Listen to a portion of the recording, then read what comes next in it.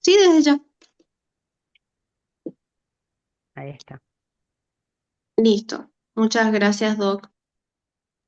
No, no es nada.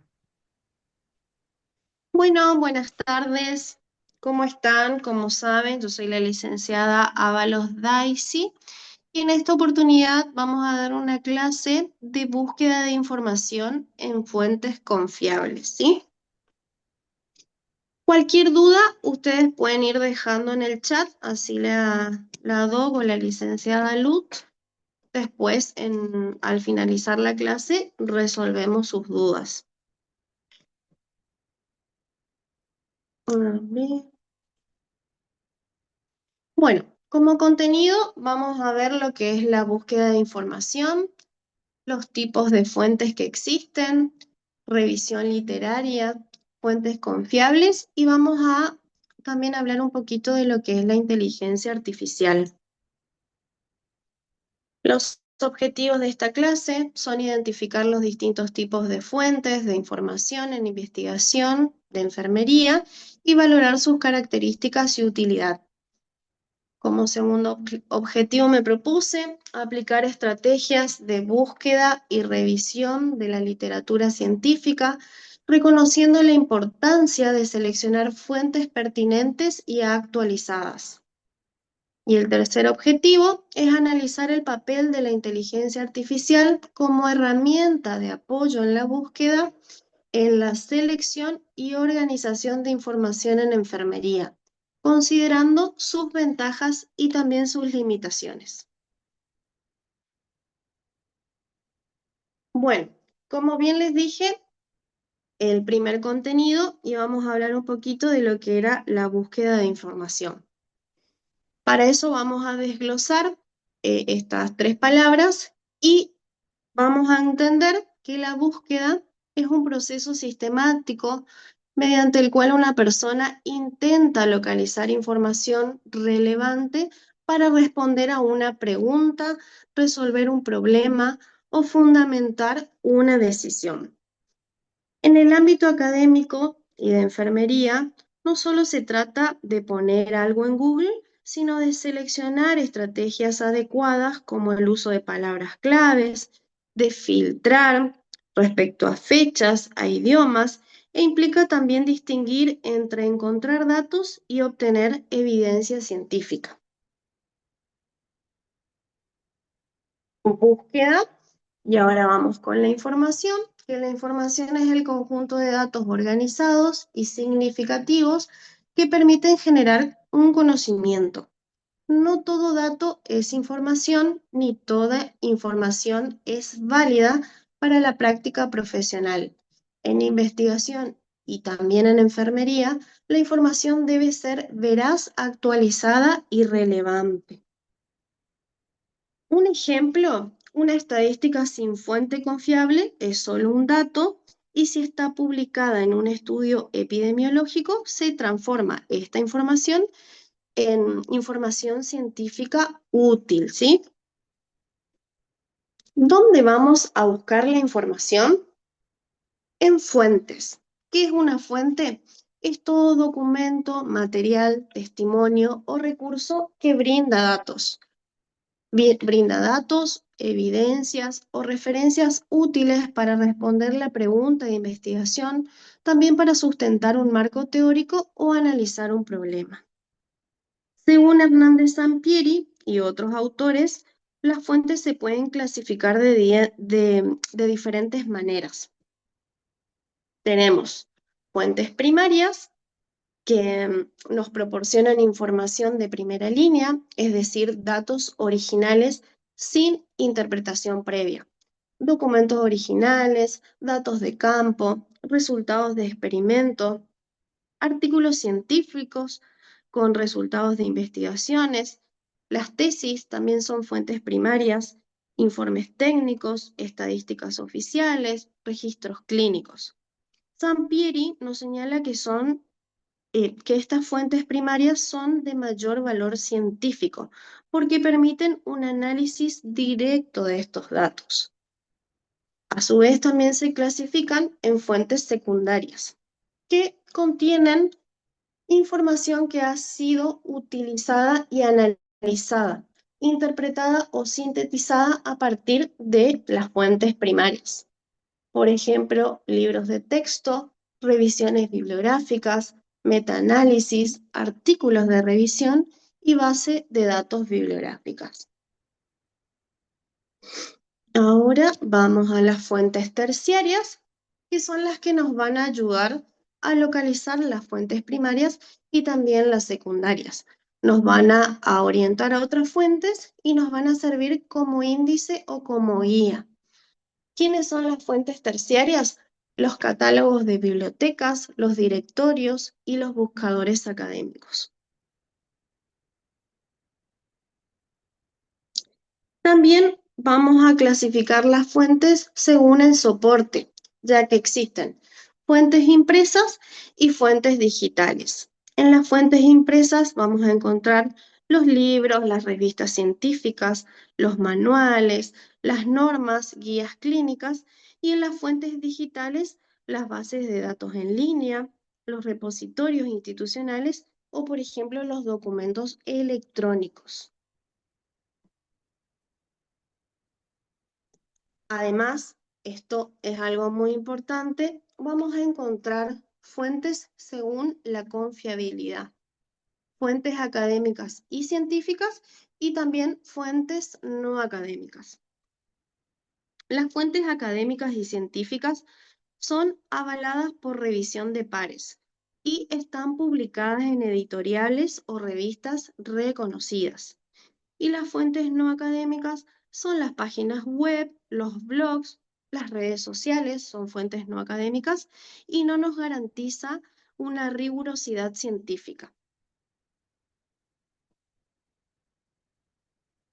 ¿Cuáles son las funciones de la fuente? Las fuentes tienen funciones y, perdón, una de ellas es verificar. ¿A qué me refiero con verificar? Es decir, se trata de comprobar la veracidad de la información. Además, también nos proporciona antecedentes. ¿Qué significa esto? Que nos ofrecen información previa que nos ayudan a comprender un tema de interés. También nos aporta el contexto, es decir, que sitúan nuestro tema de interés dentro de un marco amplio, por ejemplo, dentro de un marco histórico, social, científico. ¿Sí? ¿Hasta acá alguna duda?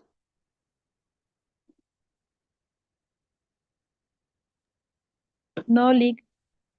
¿No? ¿Se me escucha bien? Sí, se le escucha. Bueno, entonces hasta acá, ¿qué me debe quedar claro? Me debe quedar claro, por un lado, que debemos entender qué es una fuente de información y los tipos de fuentes de información que existen. Debemos saber discernir entre una fuente primaria, una fuente secundaria o una terciaria. Asimismo, también es muy importante conocer el soporte y el tipo de contenido con el que vamos a trabajar. Con todo esto, nosotros vamos a abrir un amplio abanico de fuentes en la que podemos hacer consultas y que además nos pueden remitir a otras fuentes para contrastar o ampliar nuestro conocimiento. ¿Para qué nos sirve conocer la información, buscar información y conocer estos tipos de fuentes? Para hacer una revisión literaria, ¿sí? ¿Qué es una revisión literaria? Consiste en detectar, consultar y obtener información bibliográfica y también de otros materiales útiles para los propósitos del estudio, de los cuales se extrae y recopila información relevante y necesaria para el problema de investigación. Esto lo dice el autor Hernández Sampieri, que es un referente de la investigación. Entonces, una revisión literaria nos ayuda a buscar, seleccionar y documentar la bibliografía que pueda ser útil para nuestro estudio.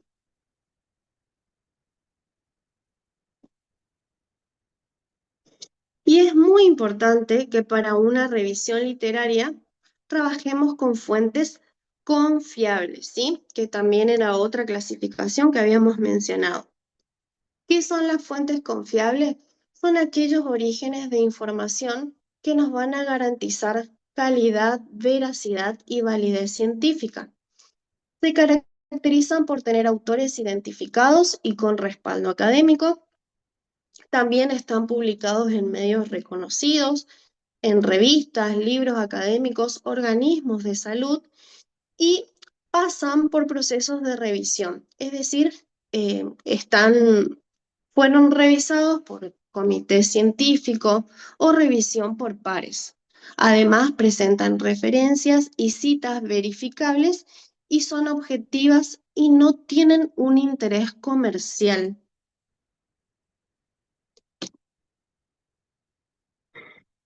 Tenemos fuentes confiables, como le dije, y también tenemos fuentes no confiables. Ahora les voy a poner acá en la pantalla ejemplos de fuentes no confiables y que por ahí nosotros creíamos que eran confiables, por ejemplo, como el Wikipedia, ¿sí? Los blogs sin respaldos académicos son fuentes no confiables. Wikipedia no es una fuente confiable, si bien nos puede orientar, pero hay veces que no citan directamente a los autores. Las opiniones en redes sociales sin sustento científico y las páginas comerciales con interés de venta. Y acá tenemos los ejemplos de fuentes confiables en investigación, que tenemos bases de datos científicas. Seguramente ustedes conocen algunas de ellas, por ejemplo, Cielo es una revista científica muy famosa, revistas científicas indexadas, libros académicos publicados por editoriales universitarios o científicos, organismos internacionales como la OMS, la Organización Panamericana de la Salud o UNESCO.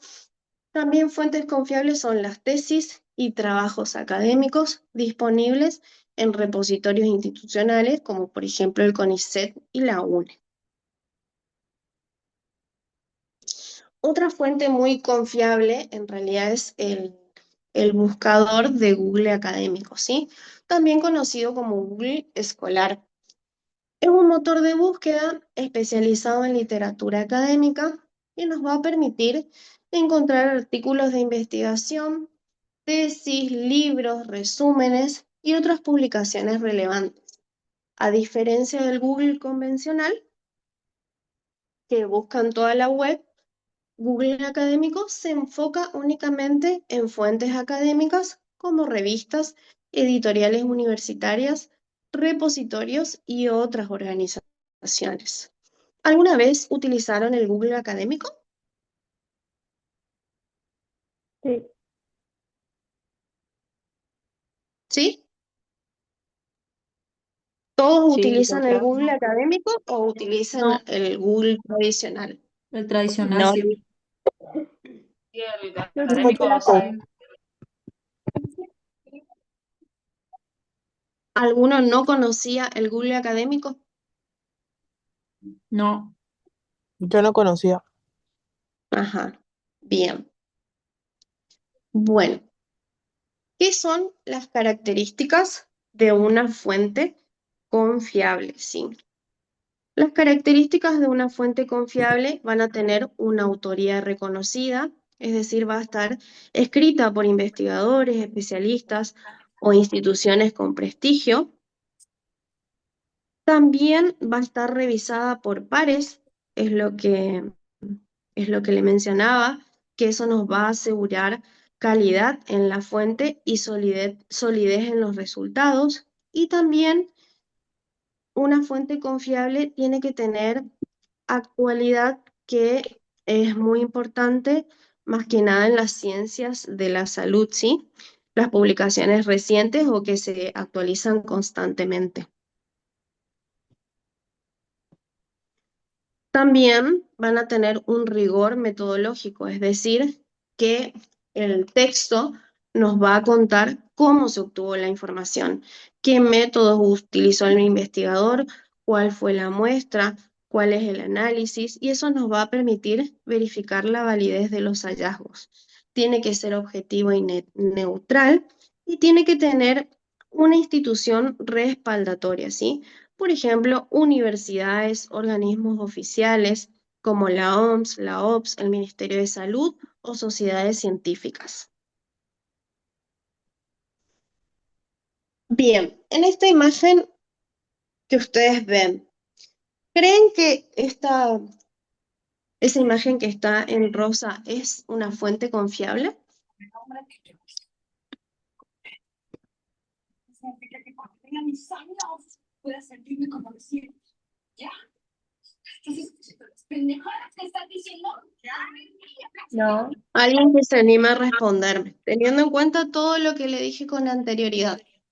Esta imagen que está acá, que escribimos presión alta en el embarazo, y nos mandó a un blog que dice, tener presión arterial alta mientras estás embarazada es muy preocupante, pero no te preocupes, conoce aquí lo que puedes hacer para bajar tu presión arterial alta de manera natural.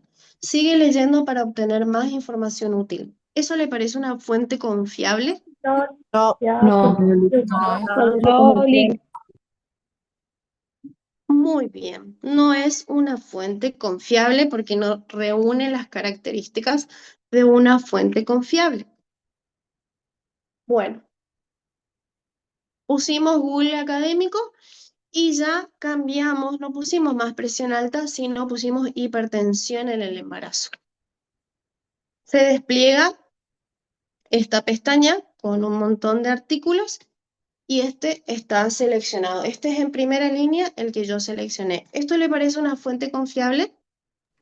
sí, Sí. Y licenciada. Ujú. ¿Por qué? ¿Se animan a decirme por qué? porque tiene Porque eso lo... Porque una tiene un fecha. título y tiene un artículo. Y figura una revisión también. Así es, está publicado, tiene autores, está publicado también en una página que es confiable, que es de artículos científicos, o sea, tiene un respaldo. Así que muy bien. ¿Alguna duda hasta acá? ¿No? No, Lick. No, Bueno, ¿no hay dudas en el chat, Lick?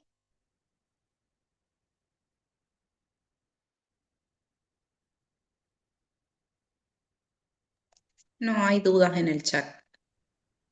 Bueno, porque yo no veo nada. Bueno, Acá hay una duda, seguimos. dicen si pueden volver a mostrar Ajá. las características de la fuente. Puede volver a nombrar las características de las fuentes. Ok, a ver. Igual acuérdense que esto queda todo grabado, ¿sí? No se asusten porque ahí yo utilicé más imágenes visuales, pero por algo estamos grabando la clase para que después ustedes la vuelvan a ver y puedan anotar.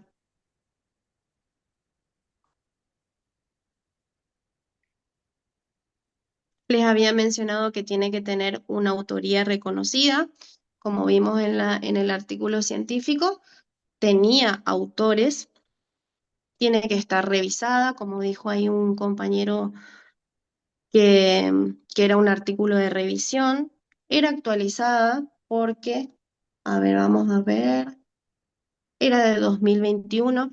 Eso es muy importante y más que nada en el ámbito de la salud, chicos, porque obviamente nosotros no podemos trabajar con información desactualizada.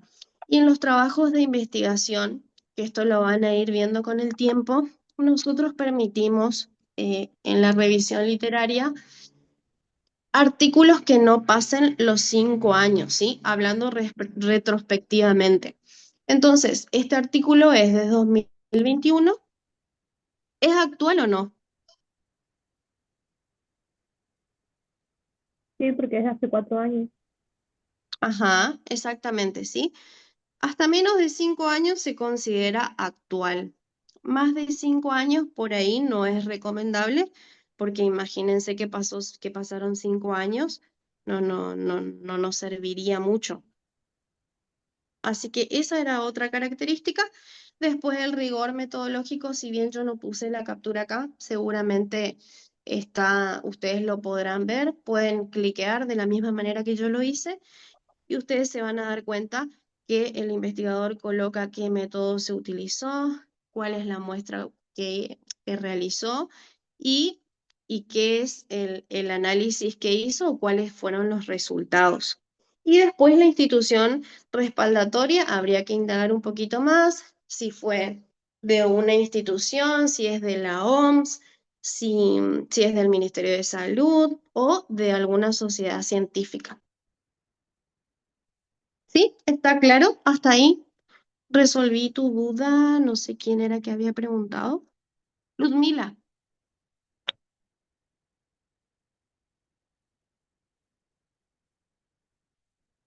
Bueno, perfecto. Ahora continuamos con esto. ¿Qué es esto? Les pregunto.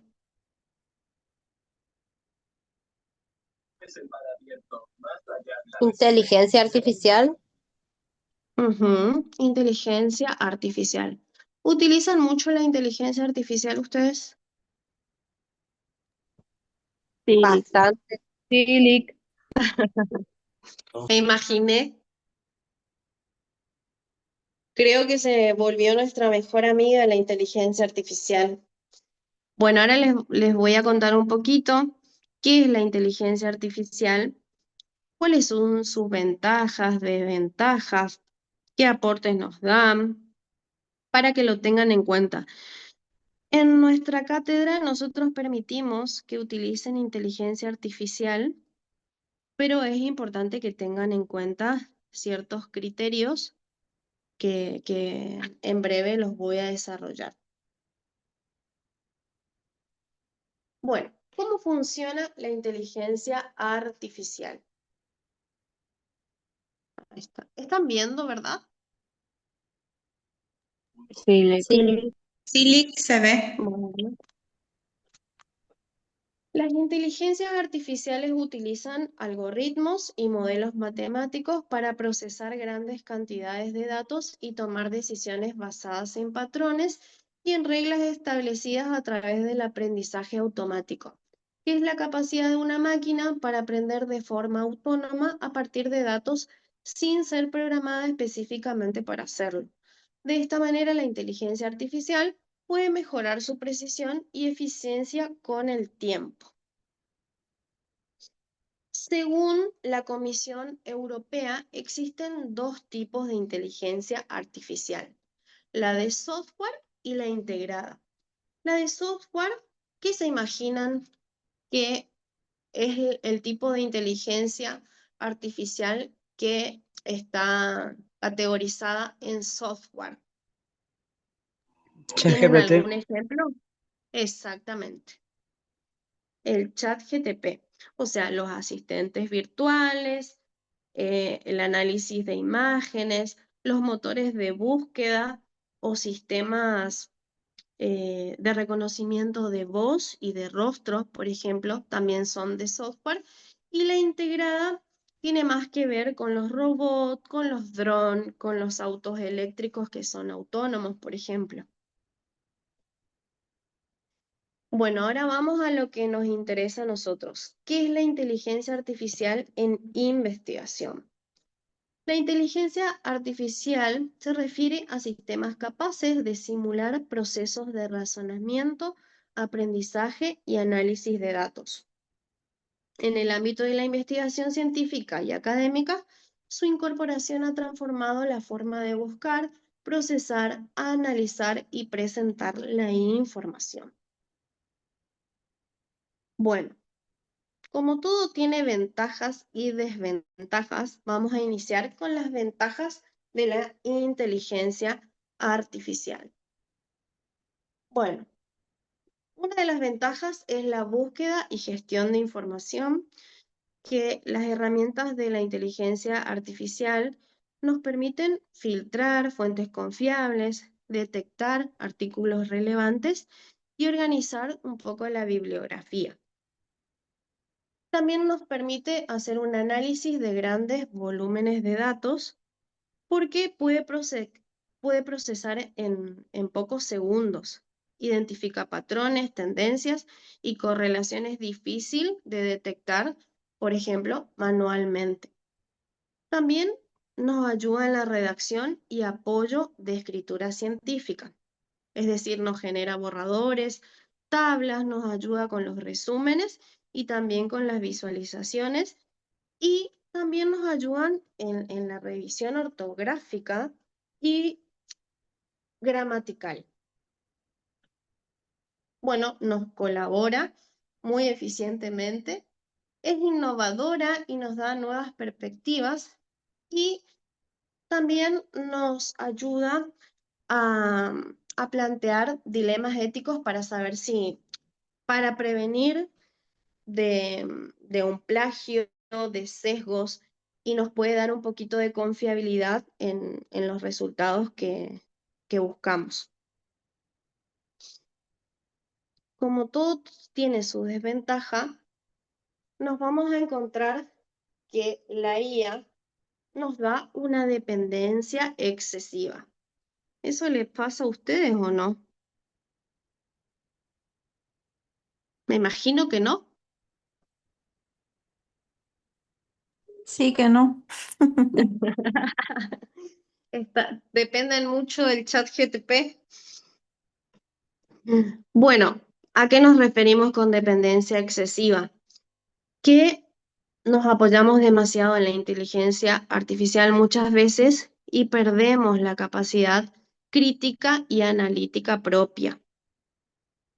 También nos puede generar información falsa o sesgada, porque a veces la IA, aunque ustedes no lo crean, puede inventar datos, referencias inexistentes, y si no se verifica, se puede llevar a conclusiones erróneas y también a poca ética.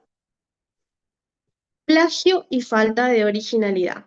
Su uso inadecuado en textos generados por la inteligencia artificial, si no se citan fuentes, se va a considerar un plagio, porque ustedes saben que si hay un trabajo de investigación de un autor X y nosotros nos copiamos, eso es plagio y no está bien si ustedes no corroboran la información o no citan al autor, que ya en la próxima clase vamos a hablar un poquito de lo que son las citas y las referencias, ¿sí? Bueno, la falta de juicio crítico, que era lo que hablamos, que la IA no debe sustituir el juicio crítico ni el conocimiento nuestro, pero muchas veces las respuestas correctas que nos brinda la IA son superficiales sin profundidad investigativa. Acuérdense que estamos hablando de inteligencia artificial en investigación, ¿sí? En donde es fundamental el pensamiento crítico. Bueno, a su vez, obviamente, lo que hablábamos del plagio, de los sesgos, nos puede traer problemas éticos como riesgo de violar la confidencialidad de datos, uso de datos sin el consentimiento informado. Y después, por último, costos y desigualdad, porque se habrán dado cuenta que para que la inteligencia artificial sea más completa o más profunda, uno tiene que pagar. ¿Qué recomendaciones debemos tener en cuenta? Usar la inteligencia artificial como apoyo, no como reemplazo.